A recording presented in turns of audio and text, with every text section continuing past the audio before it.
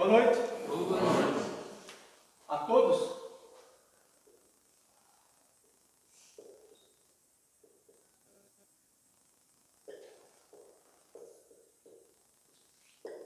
Esse é o tema da palestra de hoje. E quando foi feita a abertura, foi falado das diferentes religiões e que elas sempre começam pela fé. O que é a fé? A fé é crer em alguma coisa que nós não temos como comprovar, então nós acreditamos, É uma crença muito forte. Quando a fé vai um pouquinho além, ela se depara com a razão e algumas vezes ela é derrubada, outras vezes ela é elevada, No caso do Espiritismo, como tem essa questão da razão muito presente, o Kardec deixa claro isso em todos os livros dele. No primeiro livro dele, no prefácio, no início do livro, ele já fala que a fé válida é aquela que pode ser posta à prova da razão em qualquer momento da história. Nós aqui espíritas temos a obrigação, então, de trazer a razão para todo momento em que a fé nos vem ao coração, aos olhos, Para saber se a gente está sendo iludido, está sendo bobo, digamos assim, ou se a gente realmente está pelo caminho correto. E isso faz parte do conheça-te a ti mesmo, Sabe quem somos nós? Na abertura daí o tio falou da necessidade de nós sermos amparados no mundo espiritual quando desencarnamos, A palavra que nós usamos aqui. Se aqui, enquanto encarnados, nós não nos conhecemos adequadamente, é muito provável que nós incorramos em vários erros, pratiquemos vários erros, sem nos conhecer, sem saber o que a gente faz de verdade, e a nossa recepção do lado de lá não vai ser aquela mais agradável, aquela que todos gostariam de ter, que sonharíamos em ter, por exemplo. Mas vamos ir diretamente ao tema, então. Conheça-te a ti mesmo. Lá no Livro dos Espíritos, a questão 919, lá no finalzinho do livro quase, o Kardec indaga a espiritualidade da seguinte forma. Ele diz: qual é o meio prático mais eficaz que tem o homem de se melhorar nesta vida e de resistir ao arrastamento para o mal? Então, qual é a forma mais fácil, prática? E aí a espiritualidade responde: um sábio da antiguidade já vos disse, conheça-te a ti mesmo. Talvez você já tenha ouvido essa frase, Conheça-te a ti mesmo. Ela ficou muito famosa, muito conhecida, foi proferida inicialmente, foi atribuída inicialmente a Sócrates, Na verdade, a história relata que ela já era falada antes de Sócrates, mas Sócrates ganhou o mérito de ser o difusor dessa ideia, Conheça-te a ti mesmo. Então, lá no Livro dos Espíritos, a espiritualidade fala, um sábio da antiguidade já vos disse, conheça-te a ti mesmo. Mas que história é essa de conheça-te a ti mesmo, Meio assim, o que é conhecer-se a si mesmo, Se a gente continuar nos livros de Kardec, lá no Evangelho segundo o Espiritismo, Esse aqui é o Evangelho segundo o Espiritismo, esse aqui é o Livro dos Espíritos, que eu falei inicialmente.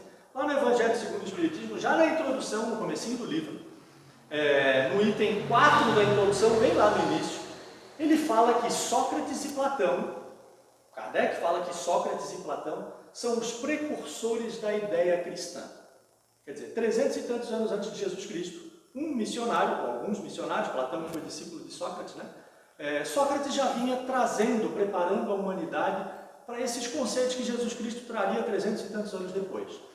E aí, quem tiver interesse de ler o livro O Evangelho segundo o Espiritismo, lá no iniciozinho, Kardec fala aí umas 10 páginas, mais ou menos, sobre essa grande semelhança entre a doutrina de Sócrates, ou a doutrina socrática, como é conhecido pelos filósofos, e a doutrina espírita. Mas semelhanças absolutas, assim, em inúmeros pontos. E Kardec vai apontando cada um deles. Pega Sócrates, relata o que Sócrates falou, e vai lá e vê o que Jesus Cristo falou. E depois o que o Espiritismo profere, Se a gente seguir um pouquinho ainda no Evangelho segundo o Espiritismo, lá no item 18, ainda da introdução, mais no finalzinho da introdução, Kardec escreve assim,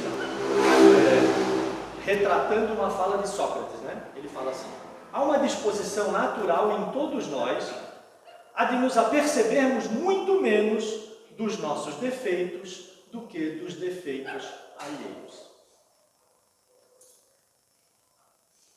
Quem falou isso foi Sócrates, Kardec está se referindo a Sócrates, ele cita lá, bota entre aspas assim.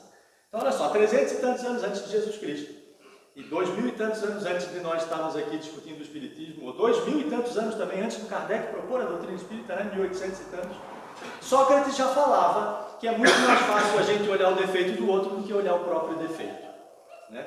E se a gente seguir um pouquinho ainda, logo à frente, no próximo parágrafo, Kardec relata ou retrata uma passagem bíblica, né, aqui, do Novo Testamento, Evangelho de Mateus, capítulo 7, versículo 3. Todo mundo já deve ter ouvido falar nessa daí, né? Está lá em Mateus e Kardec traz ela de novo no Evangelho segundo o Espiritismo. Fala assim, ó: vedes o cisco no olho do vosso vizinho e não vedes a trave que está no vosso. Às vezes tem traduções um pouquinho diferentes assim, mas em linhas gerais está falando o quê? Que é muito fácil enxergar um problema pequeno no outro e não enxergar um problema grandão em nós, né? Nós vemos o cisco no olho do outro, mas não vemos a trave, né? Um pedaço grande de madeira no nosso olho, não notamos. Então essa é uma tendência, né, que nós temos. Sócrates já falava dela lá 300 e tantos anos antes de Cristo. Bom, seguindo.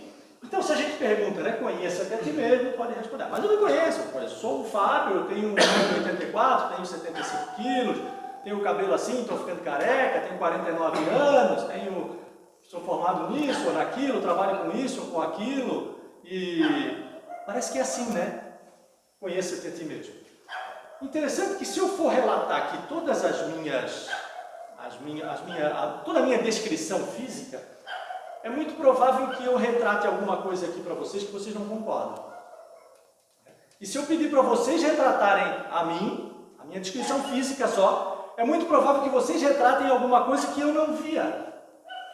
Então imagina como isso acontece na descrição física, né? Que é visível para todo mundo que enxerga, né? Se for um cego, ele vai tatear e tentar descrever, mas todo mundo que enxerga está vendo. E tenho certeza que se a gente for fazer uma descrição do outro, no papel, descrição física mesmo, né? A gente vai enaltecer algumas coisas que às vezes a própria pessoa não vê, ou a gente vai desmerecer algumas coisas que a própria pessoa acha que é muito importante. Isso do ponto de vista físico. Agora, como o Espiritismo não está falando exatamente disso, ele fala do conteúdo moral, né? Imagina quando a gente tenta conhecer-se a si mesmo do ponto de vista comportamental, moral, né? As nossas virtudes, os nossos vícios. Então, para que a gente faça isso, assim, existem várias formas de tentar entender quem somos nós de verdade, né? Eu vou tentar trazer aqui para vocês algumas, para que a coisa seja o mais prática possível. Então existe uma metáfora do cavalo e o cavaleiro. Talvez algum de vocês já tenha ouvido falar, né? Talvez você já tenha ouvido falar naquela história do cavalo de hotel fazenda. O cavalo de hotel fazenda é aquele que sai para passear com o turista em cima, né? E ele vai sozinho, né? Ele já sabe todos os pontos turísticos que a fazenda tem, né? E aí ele para aqui, ele anda mais um pouquinho, ele para ali, ou seja, o turista nunca andou a cavalo, mas naquele cavalo de hotel fazenda ele vai sozinho, né? E essa metáfora do cavalo e do cavaleiro, ela fala mais ou menos isso, ou seja, dentro de nós existe o tal do ego, né? Quem é que nos controla? É o ego ou é nós mesmos? É o cavalo ou é o cavaleiro? Né? O cavalo é o ego, né? Que vai sozinho, e o cavaleiro somos nós. Será que a gente se comporta como cavalo ou como cavaleiro? Será que a gente sabe o que está fazendo ou a gente vai no automático, igual o cavalo de hotel fazenda, né? Que para aqui, anda mais um pouquinho para ali, anda mais um pouquinho para lá, e a reação dele é aquela, automática. Pensando um pouco nessa metáfora do cavalo e do cavaleiro, a gente começa a refletir um pouquinho sobre quem somos nós de verdade, né? Quais são os momentos em que a gente entra no automático, igual o cavalo do hotel fazenda, e a gente esquece a razão, né, que foi trazida à tona aqui no início da palestra. A gente abandona totalmente a razão e entra no modo automático, né, e vai fazendo as coisas sem se dar conta. Igualzinho o cavalo do hotel fazenda. Né? Caminha e para, sem saber porquê, qual motivo e tal, a gente só faz. E a gente faz isso muitas vezes durante o dia, né? Quando eu falo a gente, eu estou falando de mim também. Né? Todos nós, por isso a gente precisa conhecer a ti mesmo, né? O Espiritismo já fala, né? Orar e vigiar, vigiar e orar, né? É o tempo todo aquilo, né? A gente tem que prestar atenção no que está fazendo. porque senão a gente entra no automático e vira cavalo do hotel fazenda. Mas esqueçamos agora o cavalo do hotel fazenda. Eu costumo usar uma outra metáfora que me veio um dia na cabeça, foi feito um download, o Papai do Céu mandou para mim um dia em sala de aula, né? Eu sou professor e estava lá naquela festa em sala de aula com os meus aluninhos pequenos naquela época lá, e eu queria repreendê-los e não sabia como, né? Porque fiquei naquela situação assim, aquela festa começando a ser criada na sala de aula, e aí eu parei e falei para eles assim: escuta, gente, vocês têm cachorro? E aí um respondeu que tinha, outro respondeu que não tinha. Eu falei: eu tenho um cachorro. E vou falar para vocês que todos vocês aqui têm um cachorro, dentro dessa minha metáfora agora, né? Todos vocês aqui têm um cachorro. Tem gente até que tem mais de um. Né? E eu falei para eles assim: olha, o meu cachorro, ele é grandão desse tamanho assim, eles arregalaram os olhos, né? Grandão desse tamanho assim, é brabo que é desgraçado, sabe? E ele não tem muita paciência não. Quando ele vê alguma coisa atravessada, ele já sai mordendo. Mas eu conheço esse meu cachorro. E eu já sei o comportamento dele.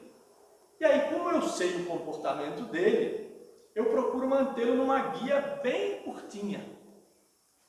Porque eu já sei que quando ele vê algumas coisas desagradáveis, ele avança sem o menor aviso. E eu contando essa historinha, eles começaram a entender, né? Porque eu falei, o Zezinho tem esse cachorro, a outra Mariazinha tem outro cachorro, e eles começaram a captar a mensagem. E dali para frente, quando a coisa começava a ficar feia, eu chamava a atenção para os cachorros deles, né? Ó, cuida do teu cachorro aí, que ele está começando a querer sair da guia, né? E na verdade isso vale muito para o nosso dia a dia, né? Porque inclusive nós temos a expressão de soltar os cachorros, não temos? Quando a gente perdeu a rédea, assim, digamos, do cavalo, né? Uma maneira de a gente falar é que soltei os cachorros. Então parece que tem gente que tem mais de um cachorro, tem uma cachorrada inteira, né? E não controla, ou seja, não conhece nem um pouquinho esse cachorro. A hora que a coisa ficou um pouco nervosa, ele simplesmente solta os cachorros. A gente podia trazer aqui uma música do Dorival Caymmi, que todo mundo já ouviu falar dela, chama Gabriela. Na música da Gabriela, do Dorival Caymmi, ele fala assim, né? Eu nasci assim, eu cresci assim, eu sou sempre assim e sou Gabriela. Quantos de nós aqui nos comportamos assim, né? Eu nasci assim, eu cresci assim, você sempre assim e Gabriela, e acabou. E a gente vem com aquele discurso, né? Eu não levo desaforo para casa, ou seja, diante da menor instabilidade eu solto os cachorros e não sei como é que eles agem, né? Ou até já sei como é que eles agem, mas eu solto mesmo assim. Ou então eu solto as rédeas, né, do meu cavalo e eu acabo agindo igual a Gabriela. Né? Eu nasci assim, eu cresci assim, eu sou sempre assim e deu. Quantas vezes a gente faz isso? Quantas vezes diariamente a gente faz isso? Sem se dar conta. Por quê? Porque a gente começou a agir de novo igual o cavalo do hotel fazenda. Né? Entrou no modo automático e dali para frente a gente fica no automático. A gente perdeu totalmente a razão, né, a consciência. A gente não identifica mais o que está fazendo. A gente está agindo automaticamente. Né? A neurociência já explica isso, né? Já fala que é natural que o cérebro busque caminhos mais habituais, digamos assim. E aí a gente entra no automático. O caminho habitual é aquele que a gente sempre faz. Mas o nosso trabalho é buscar a razão. Conheça-te a ti mesmo. Então a gente tem que sair desses caminhos habituais, inovar, né? Gerar novos comportamentos positivos, é claro, né? Mas é natural, Sócrates já dizia lá 300 e tantos anos antes de Cristo, que é natural que a gente veja esse problema no outro e não na gente, ou seja, entramos no automático. A gente tem uma outra... Bom, essa do cachorro eu acho que ela é bem didática também, assim como a do hotel fazenda, né? Todo mundo tem o seu cachorro, aí cada um que identifica o seu cachorro. Tem gente que tem um cachorrinho pequenininho, daquele pincher, sabe? Que não morde ninguém, mas faz uma barulhada, né? Só pega nas canelas, certo? Não causa grande estrago, mas faz uma barulhada. Tem gente que tem aquele cachorro grandão, que fica quietinho, mas quando levanta, né? O pau pega. Tem gente que tem aquele outro cachorro vira-lata, que late para todo mundo, mas também abana o rabinho para todo mundo, sabe? Que fica na frente de casa, assim. Então, cabe a cada um de vocês, né? Conheça-te a ti mesmo, identificar como é que é o cachorro de vocês. E aí, arrumar uma guia do tamanho adequado para manter o cachorro na guia sempre que for necessário. Mas tem uma outra maneira, né?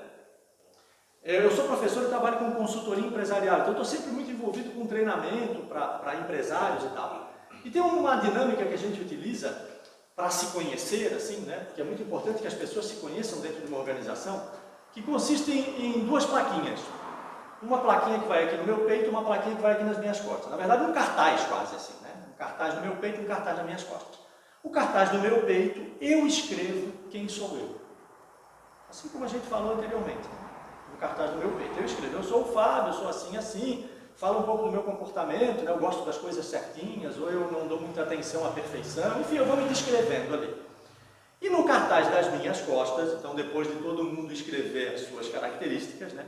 A gente veste o cartaz e aqui na frente está escrito quem sou eu. Mas o cartaz das minhas costas está em branco. E cada uma das pessoas envolvidas, imagina nós todos aqui poderíamos fazer essa dinâmica aqui, né? Cada um de nós teria um canetão desse. E a gente ia atrás nas costas do outro ali e escrevia alguma coisa a respeito daquela pessoa, né? Quem ela é, como a gente vê aquela pessoa. Então cada uma das pessoas a gente vai circulando e vai escrevendo nas costas. Não sei o que foi escrito, né? Porque está nas minhas costas. Mas depois de algumas rodadas dessa brincadeira aí, a gente então tira o cartaz e agora compara, né? Quem eu acho que eu sou, escrevi aqui na frente, e quem os outros veem em mim, né? Está escrito aqui atrás. E o mais comum, é claro, é que a pessoa da frente do cartaz não seja a mesma pessoa das costas do cartaz. Porque aquilo que a gente acha que não é aquilo que a gente realmente mostra para os outros, né? Não é aquilo que os outros realmente identificam na gente. Isso significa que a gente acaba não se conhecendo bem, que a gente acaba, ou que a gente conhece algumas coisas que a gente não quer revelar, mas que os outros identificam, mesmo sem a gente falar, né? E para resolver isso, então, tem uma outra atividade, que ela é muito legal porque ela pode ser feita individualmente, cada um faz a sua, que chama janela de Johari. Vejam que a gente falou bastante do Livro dos Espíritos, do Evangelho segundo o Espiritismo, né? E agora a gente saiu um pouquinho de lá tentando trazer para a atualidade como é que a gente pode aplicar aquilo, né? Maneiras mais práticas. E essa janela de Johari é uma técnica psicológica, quem é da psicologia ou quem é da administração, gestão de pessoas já deve ter ouvido falar na tal da janela de Johari, foi desenvolvida por uns psicólogos lá em 1955, já tem, né, 70 anos, aí, quase 65 anos, e ela mais ou menos diz o seguinte, ela diz que todos nós temos duas janelas.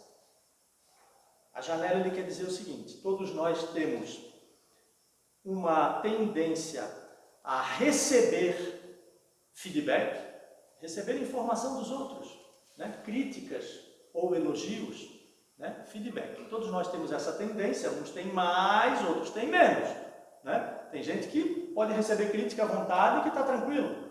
Tem gente que se receber um elogio já se acha o rei.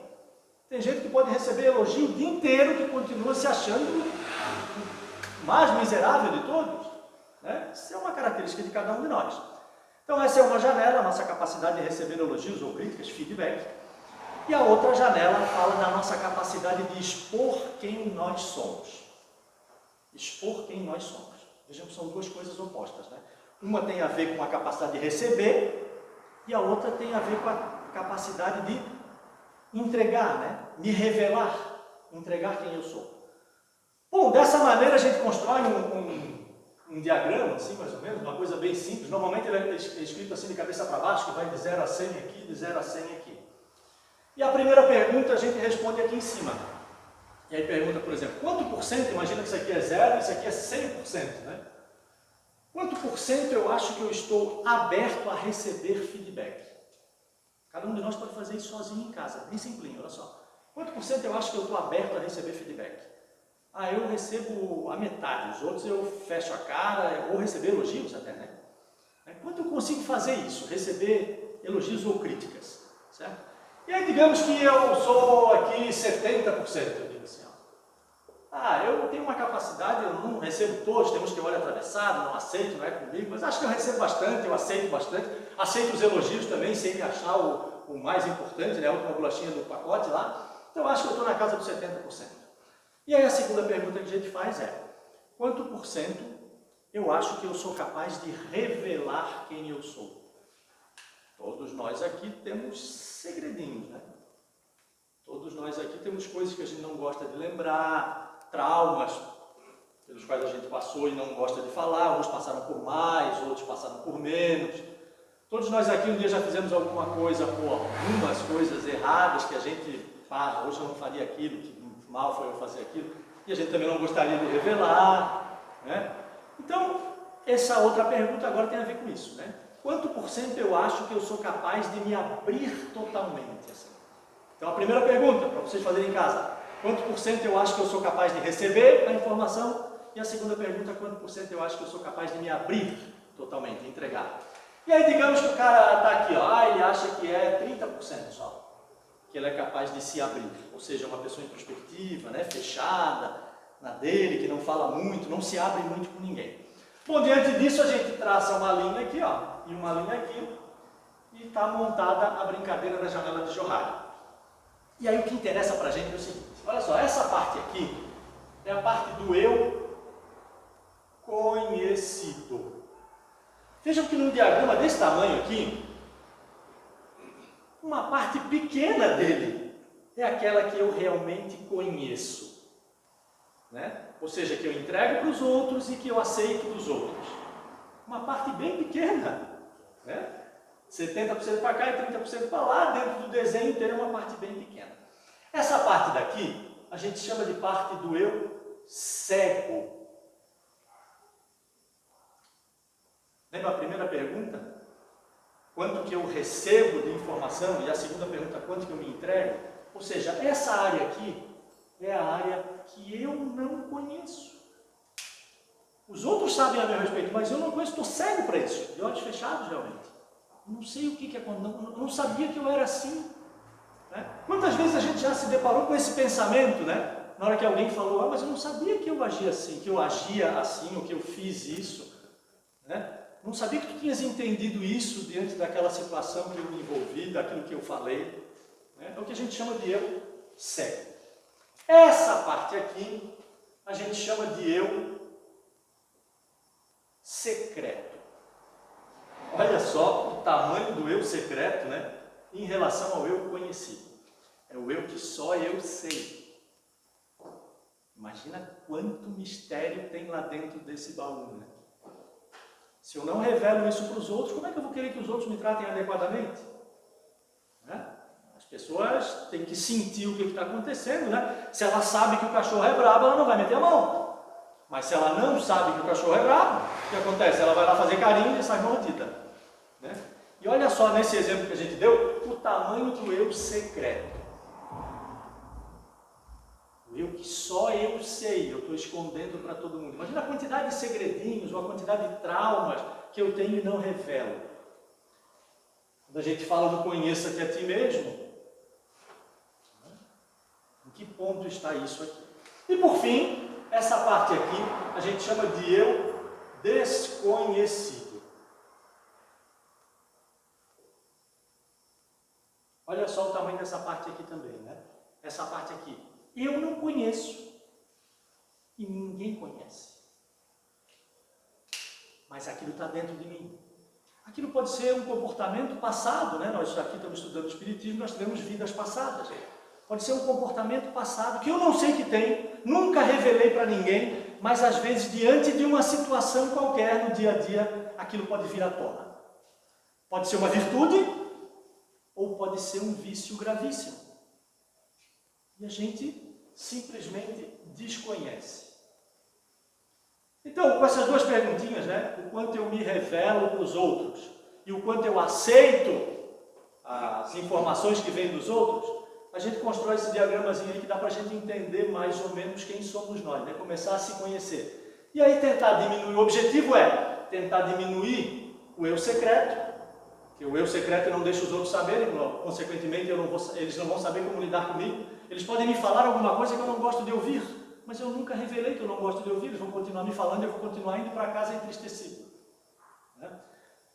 Esse é o eu secreto. Reduzir o eu desconhecido, porque esse é muito perigoso, né? Ninguém sabe da existência dele, ele pode se manifestar de uma hora para outra e causar um desastre, ou às vezes até uma coisa boa.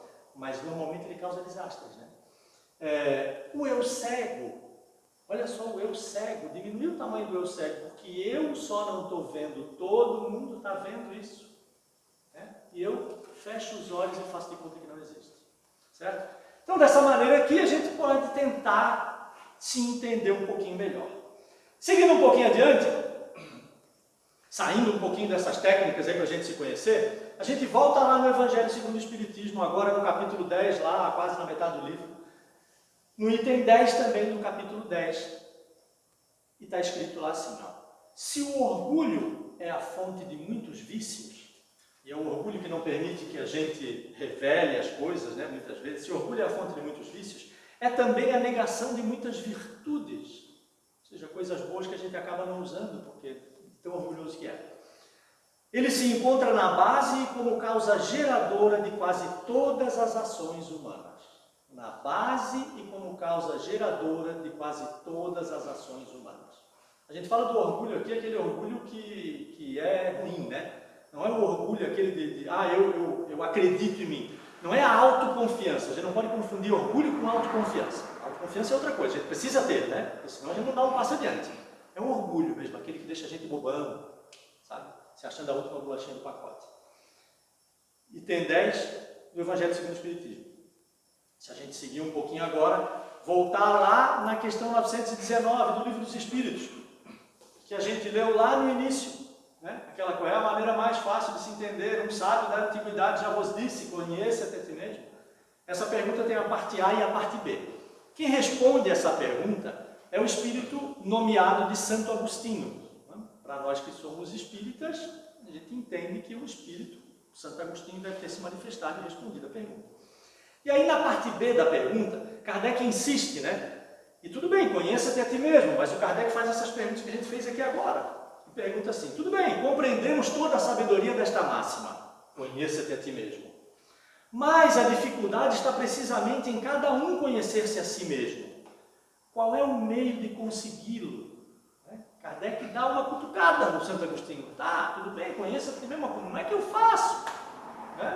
Os exemplos que eu dei aqui agora. E aí Santo Agostinho dá uma resposta que dá quase 2 páginas, e dentro dessa resposta tem coisas brilhantes. Assim, eu não trouxe a resposta inteira, trouxe só alguns pedaços. Logo no comecinho ele fala assim, fazei o que eu fazia quando vivi na terra. Ao fim do dia, interrogava a minha consciência. Passava em revista o que havia feito e perguntava a mim mesmo se não faltara a algum dever, se ninguém tivera motivo para se queixar de mim. Isso é o que Santo Agostinho falava que fazia quando estava encarnado. Ao fim do dia, tem gente que pode fazer ao fim do dia, tem gente que faz aquela oração antes de dormir, tem gente que dá uma refletida quando acorda, tem gente que depois do almoço, não importa qual é o horário do dia, né? Santo Agostinho fazia ao fim do dia. Mas a pergunta é, em algum momento do dia a gente tem que parar e refletir, né? Indagar a nossa consciência e perguntar, olha lá, passava em revista o que havia feito e perguntava a mim mesmo se não faltara a algum dever, se ninguém tivera motivo para se queixar de mim. Forte Santo Agostinho, né? Aí ele segue adiante na mesma resposta, um pouquinho mais adiante, ele fala assim, perguntai ainda isso, Santo Agostinho diz, se aprovesse a Deus chamar-me neste momento, teria que temer o olhar de alguém ao entrar de novo no mundo dos espíritos onde nada é oculto? Ou seja, aconteceu um acidente, eu saí daqui, quando eu estou atravessando a rua lá, fui atropelado e morri. Foi agora. E aí fui para o lado de lá, né? E aí do lado de lá, nada é oculto, como Santo Agostinho já falava aqui, né? E agora eu vou ter que prestar conta de algumas coisas que eu fiz. E aí? Se esse agora fosse o momento de eu prestar as contas, teria que temer o olhar de alguém? Fiz um mal para aquele ali, para aquela lá, ou para aquele outro lá. Né? Santo Agostinho segue adiante. E mais um pouco à frente na resposta ele diz assim, quando estiverdes indeciso sobre o valor de uma de vossas ações, o que tu vais fazer, né? Perguntai como a qualificaria se praticada por outra pessoa. Ou seja, se ao invés de eu fazer isso, se fosse outro fazendo aquilo que eu estou fazendo, eu iria achar que ele está fazendo a coisa certa ou iria recriminá-lo? Né? Porque ele ficou para o troco do restaurante. Porque ele está vai hackeando a internet do vizinho. Ah, porque ele fez um gato de luz, fez um gato de água. Ah, porque ele pegou a areia do vizinho, que o vizinho comprou para fazer a obra à noite, ele foi lá e pegou os 3, 4 baldinhos de areia para fazer um remendinho que tinha na casa dele. Coisinha simples que a gente faz todo dia, né? Ah, porque ele não me deu a vaga para entrar aqui na fila. Né? Fila do carro lá. Né? E fica aquele cara esperando e o outro acelera na frente para não deixar passar. Sabe? Todo mundo já deve ter visto isso, né? Se fosse eu, o outro que estivesse fazendo aquilo que eu estou fazendo agora, como é que eu avaliaria aquilo? Isso é o que Santo Agostinho fala no decorrer da resposta. E aí ele diz assim, ó, se censurai nos outros, ela não poderia ser mais legítima caso fosseis o autor. Porque Deus não usa de duas medidas na aplicação de sua justiça. Ou seja, se tu pode fazer, o outro também pode. Se tu não pode, o outro não pode. Né? Nesse tipo de exemplo que a gente está dando. E aí, para finalizar, lá no Evangelho segundo o Espiritismo, de novo, a gente usou 2 livros, né? Evangelho segundo o Espiritismo e o Livro dos Espíritos. Trechos pequenos, a introdução do Evangelho segundo o Espiritismo e um pedacinho do capítulo 10. E uma pergunta só do Livro dos Espíritos, a pergunta 919.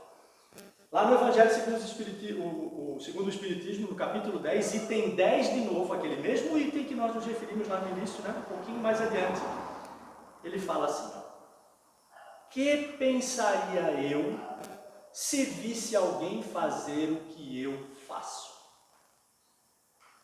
E com essa frase, eu me despeço de vocês e deixo vocês irem para casa pensando nisso. Né? Que pensaria eu se visse alguém fazer o que eu faço?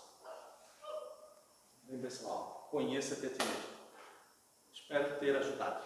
Muito obrigado pela atenção.